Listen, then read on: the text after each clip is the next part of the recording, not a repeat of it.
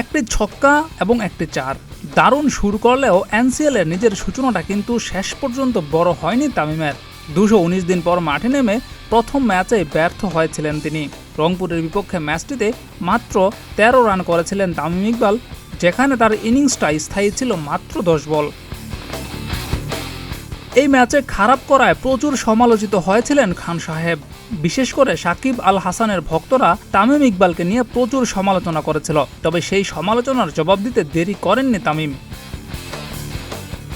এনসিএলে নিজের দ্বিতীয় ম্যাচেই তামিমের ব্যাটে উঠল ঝড়। সেই ঝড়ের তাণ্ডবে উড়ে গেল সিলেট। প্রথমে ব্যাটিং করতে নামা চট্টগ্রাম এই ম্যাচে নির্ধারিত 15 ওভারে 145 রান করে। দলের পক্ষে তামিম ইকবাল একাই করেন 65 রান। মাত্র 33 বলে 197 স্ট্রাইক রেটে ব্যাটিং করা তামিমের ব্যাট থেকে আসে 8টি 4 এবং 3টি 6-এর মার। তামিমের ঝড়ের সঙ্গে ঝড় তুলেছিলেন জয়। তিনি করেছিলেন 17 বলে 29 রান। বড় লক্ষ্য তাড়া করতে নেমে সিলেটের ওপেনার তৌফিক তুষার 211 স্ট্রাইক রেটে ঝড় তুলেন মাঠে।